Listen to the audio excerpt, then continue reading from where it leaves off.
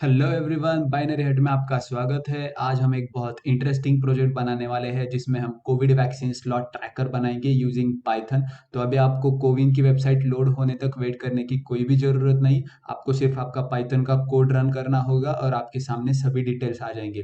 तो अगर आपने हमारे चैनल को सब्सक्राइब नहीं किया है, जल्दी से सब्सक्राइब कीजिए और हमारे इस वीडियो को लास्ट तक ज़रूर देखिए। Let's begin.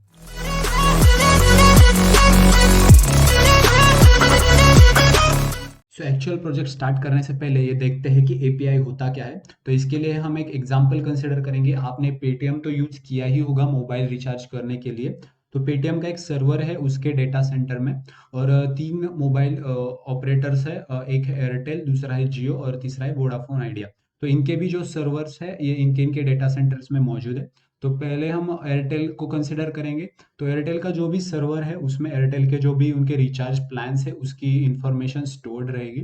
लेकिन हमें पेटीएम पे ही सब दिखता है कि एयरटेल के पैक्स कौन से हैं, उनकी वैलिडिटी कब है, ये सब इंफॉर्मेशन हमें पेटीएम पे दिखती है। तो यहाँ पे सवाल ये आता है कि ये पेटीएम ये इंफॉर्मेशन एक्सेस कैसे करता है, क्योंकि एयरटेल का जो भी डेटाबेस है उसका डायरेक्ट एक्सेस तो पेटीएम को नहीं मिल सकता। उसका जो भी पासवर्ड है वो तो पेटीएम के साथ शेयर नहीं करेंगे एयरटेल।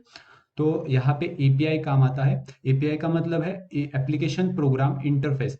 सो एप्लीकेशन प्रोग्राम इंटरफेस क्या है? एक मैसेंजर है दो सर्वर्स के बीच का, जहां से दो सर्वर्स कम्युनिकेट कर सकते हैं। सो एयरटेल क्या करेगा, एक एपीआई बनाएगा, उसके जो भी पैक्स की इंफॉर्मेशन है वो शेयर करने के लिए एक एपीआई क्रिएट करेगा और उसका एक एंड पॉइंट क्रिएट करेगा। जैसे कि हम एक एग्जांपल ले लेंगे www.xyz.com/getpacks। तो ये इसका एंड पॉइंट है, सिर्फ पैक्स की इन्फो शेयर करने के लिए। और उसके साथ ये एक एपीआई की भी जनरेट करेगा जो ये पेटीएम के साथ शेयर करेगा। तो जब भी पेटीएम को पैक्स के डिटेल्स चाहिए होंगे तो ये एक रिक्वेस्ट सेंड करेगा एयरटेल को अलॉन्ग विथ इट्स एपीआई की। तो जब भी ये रिक्वेस्ट एयरटेल के सर्वर तक पहुंचेगी तो एयरटेल पहले चेक करेगा कि जो भी एपीआई की पेटीएम ने भेजी है वो एपीआई की उनके डेटाबेस में जो पेटीएम के साथ शेयर की हुई एपीआई की है उसके साथ मैच करती है क्या। अगर ये दोनों मैच हो गई तो ये रिक्वेस्ट ऑथेंटिकेट की जाएगी और जो भी रिक्वेस्ट किया है पेटीएम ने जो भी डेटा वो एयरटेल रिस्पॉन्स में उसको सेंड कर देगा। तो अलग अलग फंक्शनैलिटीज के लिए अलग अलग एंड पॉइंट्स होते हैं। जैसे कि अभी रिचार्ज करना हो तो रिचार्ज के साथ कुछ पैरामीटर्स भी सेंड करने पड़ेंगे एयरटेल को। तो पेटीएम उसके उसके जो भी रिक्वेस्ट होगा उसके साथ आपका मोबाइल नंबर जो भी आपने सिलेक्ट किया हुआ प्लान है वो सारी डिटेल्स भी वो रिक्वेस्ट के साथ भेजेगा। उसको पैरामीटर्स बोलते हैं और उसके साथ वो अपनी एपीआई की भी भेजेगा ऑथेंटिकेशन के लिए। तो सारे एपीआईज को एपीआई की होना कंपलसरी नहीं है। कुछ एपीआईज पब्लिक भी होते हैं, जैसे कि अभी मेरे पास कोई डेटा हो और वो मुझे पब्लिक के लिए अवेलेबल करना है, पब्लिक यूज के लिए।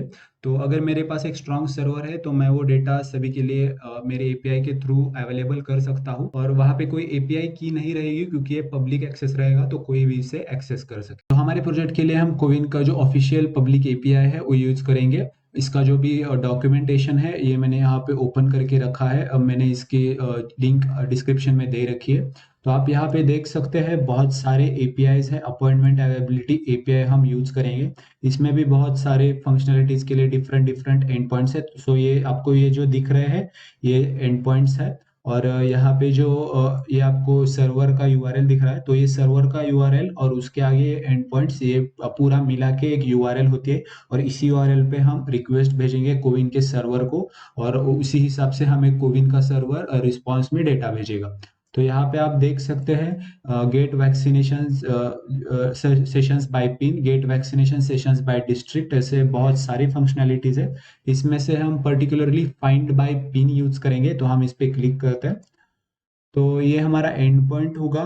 और यहाँ पे पैरामीटर्स है तो यहाँ पे कुछ पैरामीटर्स लिस्टेड है। एक्सेप्ट लैंग्वेज, सो पहले डिफॉल्ट तो इंग्लिश में आपको इंफॉर्मेशन आ जाएगी और आपको अगर दूसरे कौन से लैंग्वेज में भी इंफॉर्मेशन चाहिए हो तो आपको सिर्फ एक्सेप्ट लैंग्वेज करके पैरामीटर पास करके वो भी आप फेच कर सकते हो।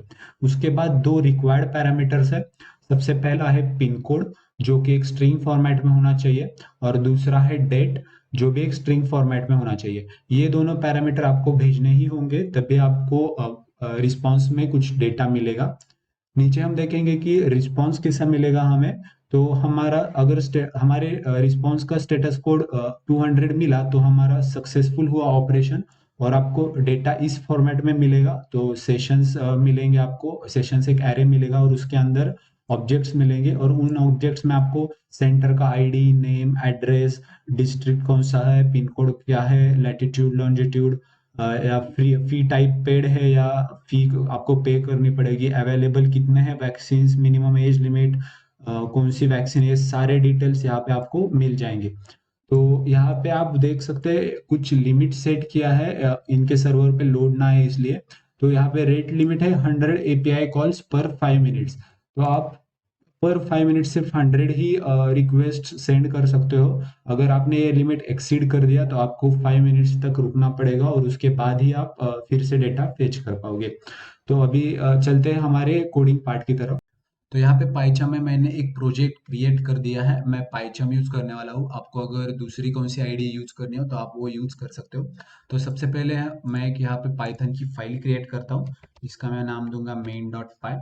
तो पहले हम मॉड्यूल्स इंपोर्ट करते हैं, जो भी हमें मॉड्यूल्स आगे जाके लगने वाले हैं। तो इंपोर्ट रिक्वेस्ट्स। तो ये मॉड्यूल यूज होता है HTTP रिक्वेस्ट सेंड करने के लिए। तो हमारा जो भी एपीआई है कोविन का, उसको हम यही मॉड्यूल यूज करके रिक्वेस्ट सेंड करेंगे।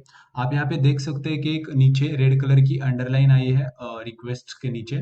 तो एक एरर शो कर रहा है। तो ये एरर क्यों आ रहा है? क्योंकि ये मॉड्यूल जो है ये पाइथन के साथ प्री बंडल नहीं आता है। तो आपको इसको अलग से इंस्टॉल करना पड़ेगा। तो आपको यहाँ पे टर्मिनल पे जाना है, और टर्मिनल के जाने के बाद यहाँ पे आपको लिखना है पिप इंस्टॉल, और ये पैकेज का नाम सो रिक्वेस्ट्स। आप एक बार चेक कर लीजिए कि आपने स्पेलिंग मिस्टेक तो की नहीं है यहाँ पे। तो ऐसे ये सक्सेसफुली इंस्टॉल्ड हो गया है पैकेज, या आप मॉड्यूल कह सकते हैं। और इसके बाद हम एक और मॉड्यूल इंपोर्ट करेंगे जिसका नाम है जेसन। तो ये मॉड्यूल हम यूज क्यों कर रहे हैं मैं आपको कोड में आगे बताऊंगा। तो जो भी हम एपीआई रिक्वेस्ट सेंड कर रहे हैं कोविन के सर्वर को, तो उसके साथ हमें कुछ पैरामीटर्स सेंड करने हैं। एक है पिन कोड और दूसरा है डेट। तो ये दोनों पैरामीटर्स हम यूजर से इनपुट ले लेंगे। तो यहाँ पे मैं एक वेरिएबल ले लेता हूँ, pin code is equal to input. और यहाँ पे हम एक प्रॉम्प्ट दे देंगे, enter pin code. Yes, similar about date, so date is equal to input. और यहाँ पे प्रॉम्प्ट देंगे इंटर डेट। तो यूजर से हमने डेट और पिन कोड ले लिया। तो इसके बाद हम जो ये पैरामीटर सेंड करेंगे जब एपीआई के रिक्वेस्ट के साथ, तो ये हमें डिक्शनरी में पास करने होते हैं। तो इसके लिए हम एक डिक्शनरी बनाएंगे, पैराम्स इज इक्वल टू एक डिक्शनरी बनाएंगे।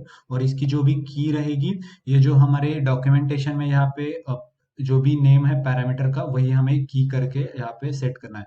तो यहाँ पे पिन कोड लिख दूंगा मैं, और ये इसकी वैल्यू रहेगी जो भी यूजर ने हमें इनपुट में दी है। और similar about date, so date, और यूजर ने जो भी वैल्यू यहाँ पे दी है, सो डेट। सो ये पैरेंट्स डिक्शनरी भी हमारी क्रिएट हो गई। तो पैरेंट्स डिक्शनरी क्रिएट होने के बाद हमें अब यूआरएल भी स्टोर करनी पड़ेगी। तो यूआरएल इज इक्वल टू, अब यहाँ पे यूआरएल पे आपको एक काम करना है, आपको डॉक्यूमेंटेशन में जाना है। और यहाँ पे आपको जो भी सर्वर की जो भी यूआरएल दिख रही है यहाँ तक, एपीआई तक, ये आपको टाइप करनी है। और उसके उसी के आगे ये जो एंड पॉइंट है वो आपको टाइप करना है। तो अगर आपको टाइप नहीं करना हो तो एक ट्रिक है, आपको ट्राई इट आउट पे क्लिक करना है और एग्जीक्यूट पे क्लिक करना है। तो यहाँ पे आपको रिक्वेस्ट यूआरएल मिल जाएगी। तो आपको इसे कॉपी करना है फाइंड बाय पिन तक ही।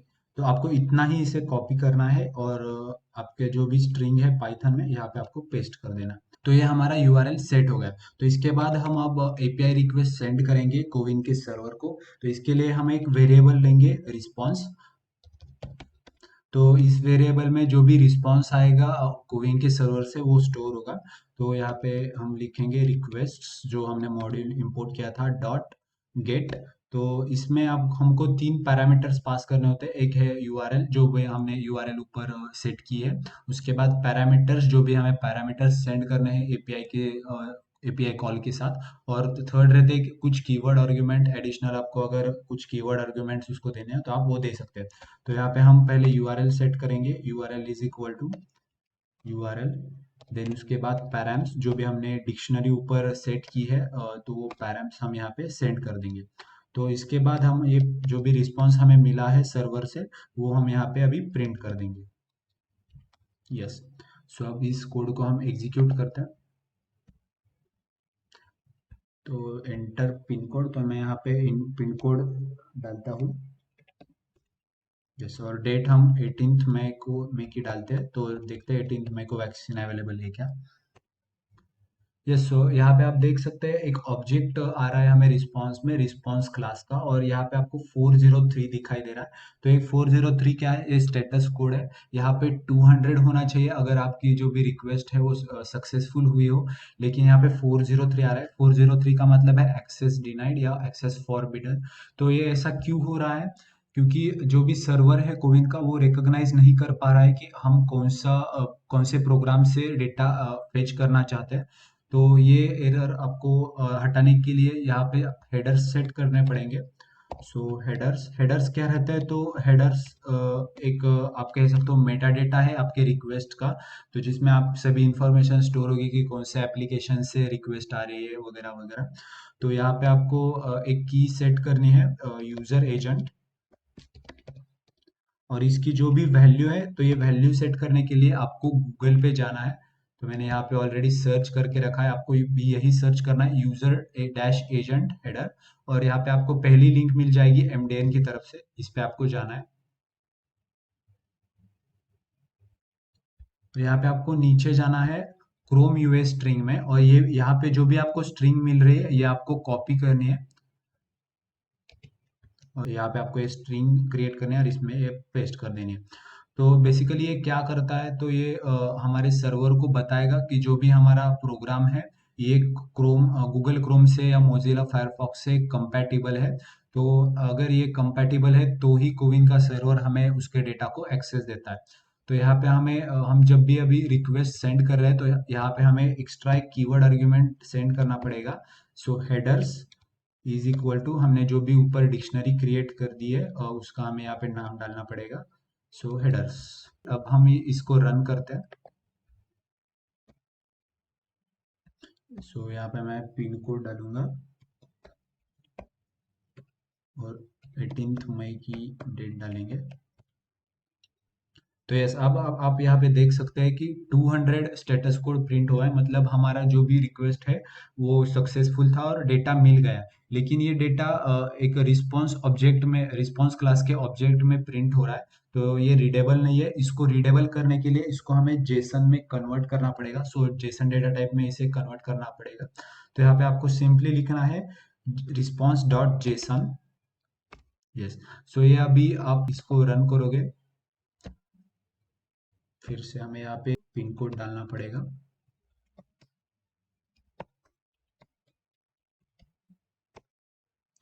तो आप यहाँ पे देख सकते हो कि हमें डेटा फेच हो गया है और यहाँ पे सेशंस आए हैं। तो जो भी वैक्सीन सेंटर है उसका नाम, एड्रेस, ये सारी डिटेल्स यहाँ पे आ गई है। लेकिन अभी भी ये वन लाइन में प्रिंट हो रहा है, तो ये प्रॉपरली रीडेबल नहीं है। तो इसका हम स्ट्रक्चर्ड प्रिंट करना चाहते हैं, हमें पढ़ने के लिए आसानी हो। तो इसके लिए हम एक काम करेंगे, जेसन में जो ये डेटा है तो इसको इसको हम स्ट्रिंग में कन्वर्ट करेंगे। तो हमने यहाँ पे जेसन क्लास इंपोर्ट किया हुआ था, तो हम वही अभी यहाँ पे यूज करेंगे। तो यहाँ पे हम एक एक्स्ट्रा वेरिएबल लेंगे। तो data is equal to response dot JSON. So ये जो भी रिस्पॉन्स आया था ये जेसन में कन्वर्ट हो गया। और जब भी हम यहाँ पे प्रिंट कर रहे हैं, तो यहाँ पे हम प्रिंट करते वक्त जो हमने जेसन मॉड्यूल इंपोर्ट किया था वो यूज करेंगे। सो जेसन डॉट डम्पेस। सो डम्पेस ये फंक्शन यूज होता है जब आपको Jason data type string data type में कन्वर्ट करना हो। तो यहाँ पे सबसे पहला पैरामीटर हम पास करेंगे जो भी हमने डेटा ऊपर वेरिएबल लिया है, और दूसरा पैरामीटर पास करेंगे इंडेंट। सो ये क्या करेगा, इंडेंटेशन इंसर्ट करेगा अलग अलग लेवल्स पे। सो ये हमें रीडेबल, प्रॉपरली रीडेबल रहेगा। अभी इसे फिर से एग्जीक्यूट करते हैं। एंटर पिन कोड, तो मैं यहाँ पे पिन कोड डाल दूंगा और डेट 18 मई। तो जैसे कि आप अब देख रहे हैं ये प्रॉपरली हमें रीडेबल है डेटा पूरा। तो ये सेंटर है, सेंटर का आईडी है, नेम है, एड्रेस है, जो भी स्टेट है, हमने जो भी यहाँ पे पिन कोड डाला था उसी उस लोकेशन का ये जो भी अवेलेबल सेंटर्स है उनकी सभी जानकारी यहाँ पे आ गई है। लैटिट्यूड लॉन्जिट्यूड भी आपको मिलता है। तो आप अगर कोई मैप्स गूगल मैप्स यूज करके कोई एप्लीकेशन बना रहे हो तो यहाँ पे आपको ये काम आ सकता है। फिर यहाँ पे फीस कितनी पे करनी पड़ेगी, अवेलेबल कैपेसिटी कितनी है, सेशन स्लॉट्स कौन से अवेलेबल है, ये सारा डेटा आपको यहाँ पे मिलता है। तो आप ये कोड यूज करके बहुत सारे अच्छे अच्छे और प्रोजेक्ट्स बना सकते हो। आप जीयूआई प्रोजेक्ट बना सकते हो, या इसमें ही कोई आपको अलग अलग फंक्शनैलिटीज ऐड करनी हो तो आप वो ऐड कर सकते हो। अगर आपके पास ऐसी कुछ और अच्छे आइडियाज हो तो आप कमेंट सेक्शन में हमें बता सकते हैं। So thanks for watching the video. अगर आपको वीडियो अच्छी लगी हो तो इसे लाइक कीजिए, अपने फ्रेंड्स के साथ शेयर कीजिए। हमारा इंस्टाग्राम पे पेज है, उसको आप फॉलो कर सकते हैं, और टेलीग्राम पे भी एक चैनल है, उसको आप ज्वाइन कीजिए। Get vaccinated as soon as possible. मिलते हैं अगली वीडियो में।